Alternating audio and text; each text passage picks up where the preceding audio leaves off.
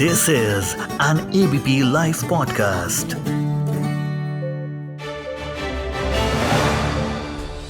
Hello and welcome to Clear Cut by ABP Live podcast, a show tailored for the simple truth that there's nothing more important to a democracy than a well-informed electorate. This is your newsman Rudrashish signing in on a wonderful Monday evening, and I hope you all had a lovely weekend. तो बिना और वक्त जाया किए चलते हैं दिन के बड़े हेडलाइंस की तरफ। शुरू करते हैं कुछ ग्लोबल हेडलाइंस के साथ। As the Russia-Ukraine war is dragging on for almost 4 months now, Ukraine के राष्ट्रपति व्लादिमीर ज़ेलेंस्की ने रविवार को चेतावनी दी कि रशिया इस हफ्ते हॉस्टाइल एक्टिविटीज को और तेज कर सकता है, क्योंकि इस हफ्ते यूक्रेन अपनी EU मेंबरशिप के लिए यूरोपियन यूनियन से एक हिस्टोरिक डिसीजन का वेट कर रहा है। इस वॉर के चलते लगभग 4 महीने बाद व्लादिमीर ज़ेलेंस्की ने कहा कि इस हफ्ते यूक्रेन के लिए यूरोपियन यूनियन ने कुछ निर्णय लिए हैं, जिसमें से एक इम्पॉर्टेंट इशू यूक्रेन को EU मेंबरशिप देने का है, जो मोस्ट प्रोबेबली इस हफ्ते अनाउंस किया जाएगा। ज़ेलेंस्की ने यह भी बताया कि यूक्रेनियन फोर्सेस ने ईस्टर्न यूक्रेन के डॉनबस रीजन में रशियन फोर्सेस के आक्रमण को मजबूत जवाब दिया, पर नेटो के प्रमुख जेंस स्टोल्टनबर्ग ने चेतावनी दी है कि यह रशिया यूक्रेन वॉर सालों तक चल सकता है और पश्चिमी देशों को तैयार रहना होगा यूक्रेन को लंबी समय तक पॉलिटिकल, इकोनॉमिक और मिलिट्री एड देने के लिए। श्रीलंका के एनर्जी मिनिस्टर कंचना विजयसेखरा ने रविवार को कहा कि श्रीलंका को उधार में क्रूड ऑयल खरीदने के लिए कोलंबो में रशियन एम्बेसी उन्हें मदद कर रहा है। विजयसेखरा ने कहा कि रशियन एम्बेसी उन्हें सुझाव दे रहा है कि कौन से रशियन ऑयल कंपनीज उन्हें क्रेडिट पे क्रूड ऑयल देंगे। अथॉरिटीज ने कहा है कि श्रीलंका ने पहले ही दुबई के कोरल एनर्जी कंपनी से इंटरनेशनल मार्केट के रेट पर साइबेरियन क्रूड ऑयल का एक शिपमेंट खरीदा है। श्रीलंका की एकमात्र रिफाइनरी अब अंतिम साइबेरियन क्रूड ऑयल से चल रहा है। Sri Lanka is currently facing the worst economic crisis since its independence from Britain in 1948. देश में मॉनेटरी इंस्टेबिलिटी की वजह से श्रीलंका में विदेशी मुद्रा की कमी है, जिससे बड़े इंपोर्ट बिल्स के लिए निश्चित तौर पर डॉलर जुगाड़ करना मुश्किल हो गया है। इस इकोनॉमिक क्राइसिस की वजह से food, medicine, cooking gas, toilet paper और यहाँ तक कि माचिस जैसी बेसिक कमोडिटीज भी मिलना मुश्किल हो गया है। श्रीलंका के लोगों को फ्यूल और कुकिंग गैस खरीदने के लिए घंटों तक दुकान के बाहर इंतजार करना पड़ रहा है। आईसिस ने अफगानिस्तान के गुरुद्वारे पर हमले की जिम्मेदारी लेते हुए कहा कि ये प्रॉफेट मोहम्मद को अपमान करने का प्रतिशोध है। Suspended BJP spokesperson Nupur Sharma की इस महीने की शुरुआत में प्रॉफेट मोहम्मद के ऊपर की गई टिप्पणी से कई देशों में विरोध प्रदर्शन शुरू हो गए थे। अपनी एक प्रोपेगेंडा साइट पर आईसिस ने एक मैसेज पोस्ट किया कि शनिवार के हमले में हिंदू और सिखों को टारगेट किया गया था, अल्लाह के रक्षा के लिए। गुरुद्वारे पर हमले में 2 लोगों की मौत हो गई और कम से कम 7 और लोग घायल हुए हैं।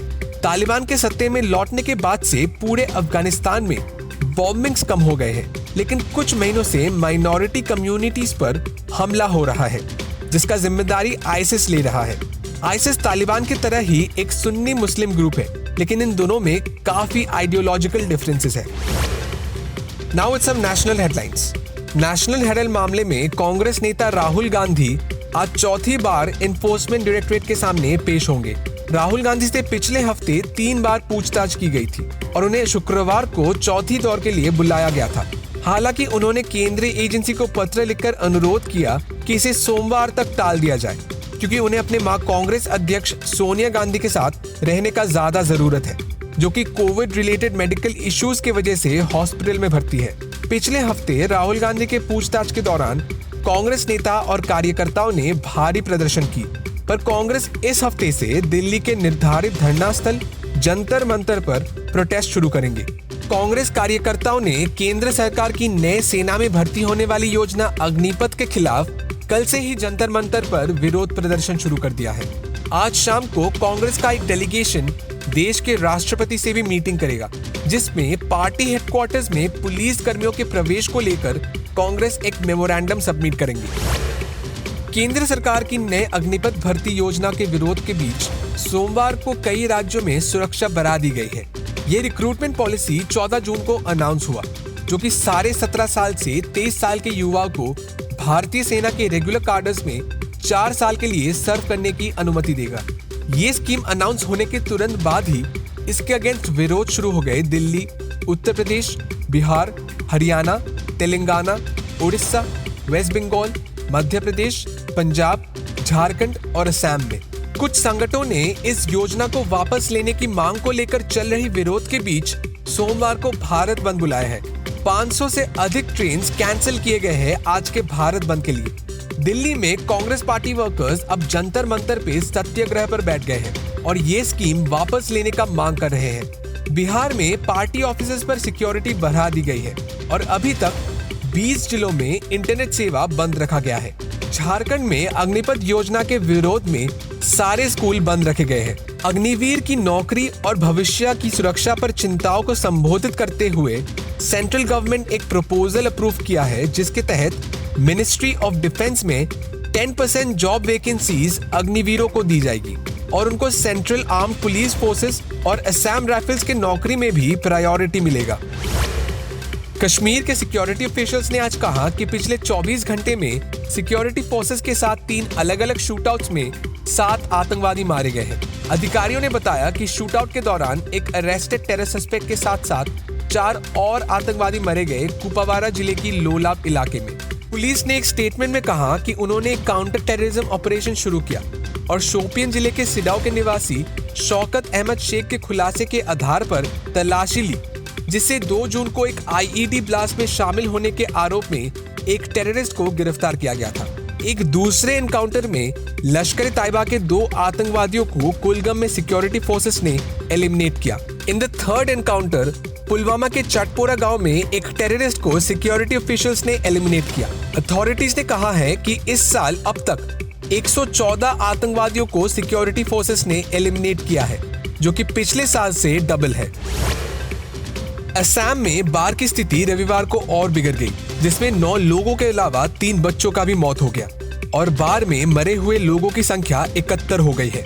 फ्लड्स के कारण 6 लोग मारे गए और लैंडस्लाइड्स के वजह से 3 लोग मारे गए। सारे लैंडस्लाइड रिलेटेड डेथ्स कचर जिले में हुई है। कम से कम 8 लोग लापता भी हो गए हैं। रविवार शाम को राज्य में बाढ़ प्रभावित लोगों की संख्या 42 लाख से अधिक हो गया है। कचर जिले से 3 मौत रिपोर्ट हुई, बरपेटा जिले से 2। इसके अलावा बजाली, कामरूप, करीमगंज और उदालीगुड़ी जिलों से 1-1 मौत रिपोर्ट हुई है। Now with some pop culture and sports updates.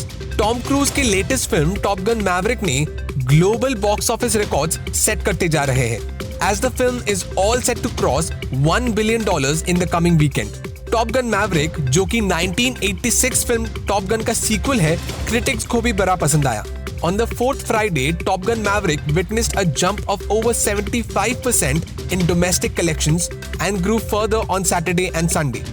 At the end of the 4th Sunday, the film stands at grand total of $885 million at the worldwide box office, as per Box Office Mojo.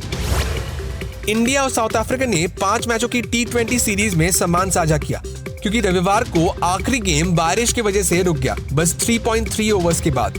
India और south Africa 4 मैचों के बाद 2 और 2 से बराबर पे थे। The curtailed match did not start at 7:50 p.m. but was called off only after 16 minutes of play, in which India managed 28 runs for the loss of 2 wickets. So these were the top headlines of the day. तो अब करते हैं बात। तो आप सभी को तो पता ही होगा कि भारत सरकार की अग्निपथ योजना को लेकर चारों तरफ प्रदर्शन हो रहे हैं, जिसके चलते देश के युवाओं के साथ साथ देश के ऑपोजिशन पार्टीज भी सेंट्रल गवर्नमेंट को घेर रहे हैं। दूसरी तरफ सरकार पूरी कोशिश कर रही है कि इस योजना को लेकर मिस इन्फॉर्मेशन और फेक न्यूज ना फैले और युवाओं को इस स्कीम के बारे में अच्छी तरीके से जानकारी मिले। अब इसके लिए इंडियन एयरफोर्स ने अग्निवीरों की भर्ती को लेकर कुछ नए डिटेल्स शेयर किए हैं। अब इन डिटेल्स के मुताबिक इंडियन एयरफोर्स में भर्ती होने वाले अग्निवीरों को सेवा के दौरान वायुसेना की तरफ से कई सुविधाएं दी जाएगी, जो कि इंडियन एयरफोर्स के परमानेंट जवानों को मिलने वाली सुविधाएं के बराबर ही होंगे। और ये सब जानकारी इंडियन एयरफोर्स के द्वारा अपने वेबसाइट पर दी गई है। तो आज let your newsman help you explain कि भारत के युवाओं को एयरफोर्स में भर्ती होने के बाद क्या क्या फैसिलिटीज दी जाएगी। तो इंडियन एयरफोर्स के इशू की गए नोटिस के मुताबिक इंडियन एयरफोर्स में भर्ती होने वाले अग्निवीरों को रेगुलर सोल्जर्स की तरह ही hardship allowance, uniform allowance, canteen facilities और मेडिकल फैसिलिटीज दी जाएगी। इसके अलावा उनको ट्रैवल अलाउंस भी दिया जाएगा। अग्निवीरों के जवानों को साल में 30 दिन की छुट्टी मिलेगी और अगर वो बीमार पड़ जाते हैं तो उनको सिक लीव भी दिया जाएगा। अब अग्निवीरों के 4 साल सर्विस के दौरान अगर किसी सैनिक की मृत्यु हो जाती है तो उन्हें इंश्योरेंस कवर भी दिया जाएगा, जिसके तहत उनके फैमिली को लगभग 1 करोड़ रुपए दिया जाएगा, जिसमें से 48 लाख रुपए बीमा के और 44 लाख रुपए का एक लंप सम यानी कि एक मुश्त राशि दी जाएगी और साथ ही बची हुई सैलरी का पार्ट भी शामिल होगा। ड्यूटी के दौरान अगर किसी अग्निवीर के सैनिक को इंजरी होती है और वो हैंडीकैप हो जाते हैं तो उन्हें एक्स ग्राशिया 44 लाख रुपीस मिलेगा। इसके अलावा उनकी जितनी नौकरी का टर्म बचा होगा उसकी पूरी सैलरी भी मिलेगी और अलग से सेवानिधि पैकेज भी मिलेगा। अब एक्स ग्राशिया मतलब रिटायर होने के बाद एम्प्लॉयर द्वारा जो पैसा दिया जाता है उसको एक्स ग्राशिया बोलते हैं। अब इंडियन एयरफोर्स ने ये साफ कह दिया है कि अग्निवीरों को मेडिकल फैसिलिटीज तब तक ही दी जाएगी जब तक वो सर्विस में रहेंगे और जो कैंटीन स्टोर्स डिपार्टमेंट द्वारा मिलती है वो भी सिर्फ सर्विस के दौरान ही मिलेगी। अब अगर कोई अग्निवीर अपने सर्विस के दौरान नौकरी छोड़ना चाहते हैं तो वो बस कुछ एक्सेप्शनल केसेस में ही अप्रूव होगा और वो भी कॉम्पिटेंट अथॉरिटी के अप्रूवल के बाद। अब अग्निवीरों की सैलरी की बात करते हैं तो एयरफोर्स ने जो इंफॉर्मेशन इशू किया है उसके मुताबिक पहले साल उन्हें महीने का 30,000 रुपए सैलरी मिलेगा, दूसरे साल ये बढ़कर 33,000 होगी, तीसरे साल ये बढ़कर 35,500 होगी और चौथे साल ये 40,000 हो जाएगी। मगर इसमें आपको ये बता दूं कि ये सैलरी इन हैंड नहीं है, मतलब कि एक अग्निवीर सोल्जर के हाथ में 30,000 रुपए नहीं आएगा, उसमें से 30% पैसा अग्निवीर कॉर्पस फंड में जाएगा। तो इसका मतलब पहले साल एक अग्निवीर के हाथ में सिर्फ 21,000 रुपए पर मंथ आएगा। अब सरकार जितना पैसा इन अग्निवीरों के सैलरी से डिडक्ट करेगी उतना ही पैसा अग्निवीर कॉर्पस फंड में डाला जाएगा, जो कि सर्विस खत्म होने के बाद सर्विस फंड के तौर पर दिया जाएगा, जो कि 10,04,000 रुपए बनता है विद इंटरेस्ट और ये टैक्स फ्री होगा। अब सर्विस फंड में यह भी है कि अगर कोई सैनिक सर्विस के बीच में ही नौकरी छोड़ता है तो उसे बस अपना कंट्रीब्यूशन ही मिलेगा, सरकार की तरफ से कंट्रीब्यूशन का अमाउंट नहीं मिलेगा। सर्विस के दौरान अग्निवीर सैनिक का 48 लाख रुपए का बीमा भी किया जाएगा। एयरफोर्स ने यह भी साफ बोला है कि वायुसेना में इन अग्निवीरों का एक अलग रैंक होगा जो कि रेगुलर सोल्जर्स के रैंक से हटकर होगा। इसके अलावा 25% अग्निवीरों को रेगुलर कार्डर में लिया जाएगा, पर इन 25% अग्निवीर सैनिकों का सिलेक्शन इन 4 साल के सर्विस के दौरान उनके परफॉर्मेंस के ऊपर ही किया जाएगा। अब सर्विस के दौरान अग्निवीर सैनिक सम्मान और अवार्ड्स के हकदार भी होंगे। तो ये सारी सुविधाएं अग्निवीर के सैनिकों को भर्ती होने पर और अपने सर्विस के दौरान दी जाएगी। अब कुछ युवाओं इन सर्विस और फैसिलिटीज को लेकर खुश तो है, लेकिन बहुत सारे नाखुश भी हैं। अब देखना यह है कि आने वाले दिन में कि क्या खेल दिखाते हैं। तो आज के लिए बस इतना ही, कल फिर मिलेंगे कुछ नए अपडेट्स के साथ। This is your newsman Rudrashish Kanjilal signing off. Today's episode was produced by Lalit. Have a wonderful evening and keep listening to ABP Live podcast.